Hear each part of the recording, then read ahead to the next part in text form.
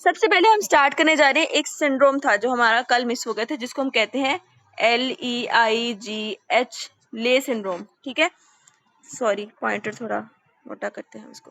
अच्छा, ले सिंड्रोम हमने पढ़ना था। ले सिंड्रोम में क्या होता है, एक मिनट, LEIGH। ठीक है, ये आपका ब्लू कलर का बॉक्स है। इसमें होता क्या है, इसमें आपके जो एंजाइम्स है ना, जो आपके ये जो पायरुवेट डिहाइड्रोजिनेज कॉम्प्लेक्स, ठीक है, PDHC ये वाला, और आपकी ETC के एंजाइम, ठीक है, जो प्रोटीन्स इसमें चाहिए होती है, ETC में कॉम्प्लेक्सेस चाहिए होते हैं, ठीक है, और ATP सिंथेज, ठीक है, कॉम्प्लेक्स 5 आपका था ना, नहीं वो तो सॉरी, ATP सिंथेज जो आपने हाँ कॉम्प्लेक्स 5 की बात करें हम। इनको तीनों को जो इन तीनों को इनकोड करने वाले जो जीन्स है ना, ये प्रोटीन्स है ना, ये ऑब्वियसली ये प्रोटीन एंजाइम कॉम्प्लेक्स है तो ये इसमें भी प्रोटीन्स होंगी।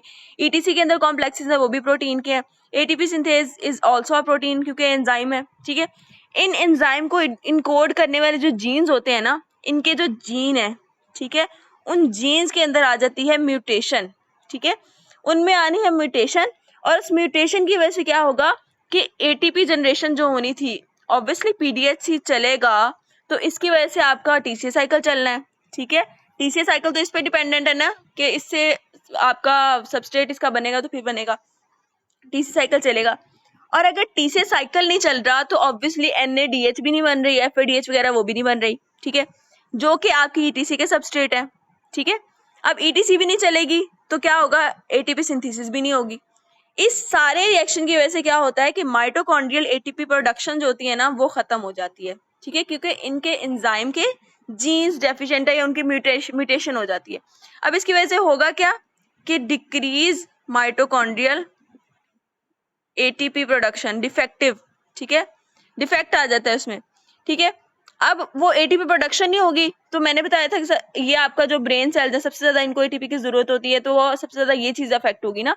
इसकी वजह से क्या होता है कि न्यूरो डिजेनरेटिव डिसऑर्डर होते हैं। ठीक है, न्यूरो डिजेनरेटिव डिसऑर्डर होते हैं। ठीक है, अब आपका जो ले सिंड्रोम है ना, इसको कहते हैं सब एक्यूट नेक्रोटाइजिंग एंसेफलो माइलोपैथी कहते हैं, इसका नाम है ये सारा। Is a rare progressive degenerative disorder. ये आपको इस तरह ही इसका जो है ना डिस्क्रिप्शन थोड़ी बहुत पता होनी चाहिए। जस्ट इसके अंदर जो आपने बात याद रखनी है, इसमें आपने जीन्स का याद रखना है, कौन कौन से जीन्स जो है जिनके अंदर म्यूटेशन आती है, वो मैंने आपको बता दी है। ठीक है, ये छोटी सी बात थी जो हमने डिस्कस करनी थी। उसके बाद हम अपने मेन टॉपिक पे जा रहे हैं। हमारा मेन टॉपिक जो है वो हमारा TCA साइकिल है। अच्छा, हम स्टार्ट करने लगे हैं with the first step of TCA cycle. ठीक है, आपको पता है कि दो सबस्ट्रेट है, इसके दो सबस्ट्रेट कौन से, पहला एसिटाइल कोएंजाइम है जो हमने बड़ी मशक्कत से बनाया है, बड़ी मुश्किल से बनाया है। ठीक है, PDHC वाला कहानी घुमा घुमा के हमने सारा कुछ करके देख लिया, फिर जाके कहीं एसिटाइल कोएंजाइम में बना है। ठीक है, उसके बाद दूसरा हमारा सबस्ट्रेट कौन सा है, ऑक्सालोएसीटेट। ठीक है, ये दो हमारे पास सबस्ट्रेट है इसके। और एक बात मैं आपको बता दूं, इन्होंने जब आपस में एक दूसरे के साथ कंडेंस होना है, ठीक है, दोनों ने एक दूसरे के साथ मिलना है। आपको ये बात मैंने आपको पहले बताई थी, ऑक्सालोएसीटेट इस पूरे रिएक्शन में ना एंड पे अपने आप को दोबारा प्रोड्यूस कर लेता है। ठीक है, ऑक्सालोएसीटेट हमें इस साइकिल के एंड पे दोबारा ऑब्टेन हो जाता है। और ये जो एसिटाइल कोएंजाइम है ना, ये 2 कार्बन कंपाउंड है, और इसके दोनों कार्बन इस TCA साइकिल में in the form of carbon dioxide दोनों निकल जाएंगे। ठीक हो गया, और इसके जो इलेक्ट्रॉन पेयर्स हैं वो क्या करेंगे, NADH वगैरह और FADH वगैरह बनाएंगे। ठीक हो गया, वो मैं आपको बताऊंगी कैसे कैसे बन रहा है, सारा कुछ क्या हो रहा है। अभी हम स्टार्ट करने लगे हैं आपका TCA साइकिल का फर्स्ट स्टेप।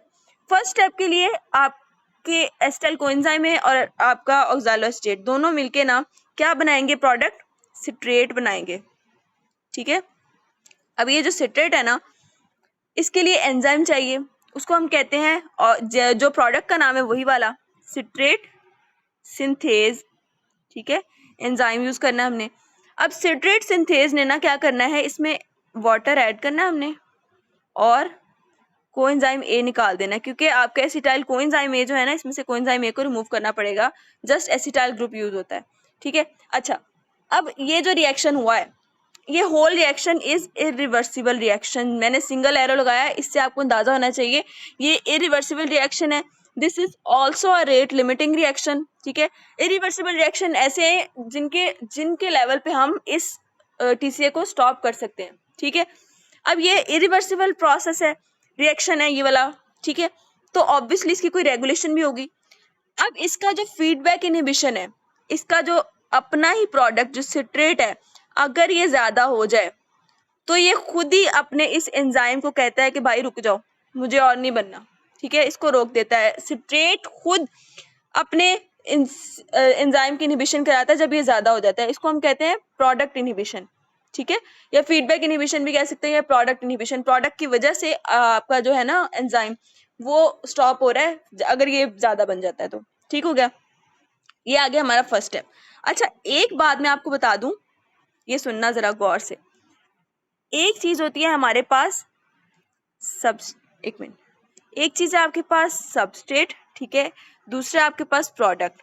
अगर आपके सबस्ट्रेट जो है वो हाई एनर्जी स्टेट पे है, सबस्ट्रेट की एनर्जी हाई है, ठीक है, और एंड पे जो प्रोडक्ट बन रहा है उसकी एनर्जी इसकी निस्बत लो है, ठीक है, कम है, तो ऑब्वियसली हाई एनर्जी वाला सबस्ट्रेट है, जब वो लो एनर्जी वाले प्रोडक्ट में कन्वर्ट होगा तो ऑब्वियसली एनर्जी रिलीज नहीं होगी, ठीक है। यही इस टीसीए के पहले स्टेप की कहानी है। जिस रिएक्शन में सबस्ट्रेट की एनर्जी हाई होगी और प्रोडक्ट की एनर्जी कम होगी, उसमें आपके पास ये जो एनर्जी है ना वो रिलीज होगी। उसको हम कहते हैं कि नेगेटिव इसकी डेल्टा जी वैल्यू। यहाँ पे आपको नजर आ रहा होगा, आपके टेक्स्ट में आपको मिलेगा। तो इसकी नेगेटिव डेल्टा जी वैल्यू होती है, और नेगेटिव डेल्टा जी वैल्यू होने का मतलब यह है कि इसमें से इस रिएक्शन में एनर्जी रिलीज हो रही है, और ये क्या डिनोट करेगा, ये नेगेटिव एक चीज डिनोट कर रहा है, वो बता रहा है कि reaction is in the direction of, ये देखो, अगर सबस्ट्रेट की एनर्जी हाई है, ठीक है, प्रोडक्ट की कम है, तो इसका मतलब आपके इस स्टेप की direction in the direction of product formation है, ठीक है। अब जरा इस चीज को जरा नोटिस करो कि आपका सबस्ट्रेट जो है वो उसकी एनर्जी बहुत ज्यादा है, ठीक है, समझ लो 200 किलो कैलोरीज है उसमें एनर्जी स्टोर है। प्रोडक्ट बना है थोड़ी सी एनर्जी वाला, एनर्जी इसमें हो रही है रिलीज, तो आपके रिएक्शन की डायरेक्शन क्या होगी, in the direction of product formation. वो प्रोडक्ट बनाई जाएगा। इसीलिए सिट्रेट की फॉर्मेशन फेवर होती है, ये रिएक्शन में सिट्रेट की तरफ रिएक्शन की डायरेक्शन होती है, ठीक है। इसीलिए ये इरिवर्सिबल स्टेप भी है एक, ठीक है। और दूसरी कंडीशन आती है, उसमें होता ही है कि अगर आपका सबस्ट्रेट जो है उसकी एनर्जी कम है और प्रोडक्ट जो हमें चाहिए उसकी एनर्जी ज्यादा है, मतलब हमारे पास सोर्सेज कम है, हम ख्वाब ऊंचे देख रहे हैं कि हमें वो भी चाहिए, ठीक है। अब ये देखो, ये सबस्ट्रेट के पास सोर्सेज कम, एनर्जी कम है, लेकिन वो कहता है आगे जो प्रोडक्ट मेरा बने ना उसके पास बहुत सारी एनर्जी हो, ठीक है। वो अपने प्रोडक्ट के लिए अच्छा सोच रहा है कि उसके पास ज्यादा सारी एनर्जी हो। अब उसके पास वो एक्स्ट्रा एनर्जी कहाँ से आएगी, वो एनवायरमेंट से एब्जॉर्ब करेगा एनर्जी, ठीक है, तब उसके पास एनर्जी आएगी, तब वो प्रोडक्ट में कन्वर्ट होगा। अब इस रिएक्शन की direction in the direction of substrate होती है, उसकी डायरेक्शन ये होती है। जस्ट मैं एक कॉन्सेप्ट आपको दे रही हूँ, ये यहाँ पे भी ऐसा अप्लाई नहीं है ना, एक बात इसमें समझने के लिए मैं आपको पूरा कॉन्सेप्ट दे रही हूँ, जस्ट ये बात अपने माइंड में बिठा लो, ठीक है। अब अगर प्रोडक्ट की एनर्जी ज्यादा है ना, तो ऑब्वियसली वो जब सिस्टम से या एनवायरमेंट से एब्जॉर्ब करेगा, फिर उस काबिल होगा ना कि वो हाई एनर्जी का कंपाउंड बन सके, ठीक हो गया। और रिएक्शन की direction in the direction of substrate होगी। अच्छा, इस केस में क्या होती है, पॉजिटिव एनर्जी होती है, पॉजिटिव डेल्टा जी होता है, ठीक है। और ऐसे रिएक्शन को हम कहते हैं, क्योंकि ये एनर्जी को ऑब्जॉर्व कर रहे हैं, तो ये एंडरगोनिक रिएक्शन होते हैं, एंडरगोनिक। और जिस रिएक्शन में एनर्जी रिलीज होती है वो एक्सरगोनिक रिएक्शन होते हैं, ठीक है। अच्छा, ये होगी कहानी सबस्ट्रेट और प्रोडक्ट की। अब मैं इसको रिलेट करने लगी हूँ आपके फर्स्ट स्टेप के साथ। अच्छा, ये जो पहला स्टेप था आपका, मैंने आपको बताया कि आपके जो ऑक्सैलो एसीटेट है, ठीक है, और दूसरा एसिटाइल कोएंजाइम है। अब इनकी जो ये दोनों ना हाई एनर्जी पे हैं।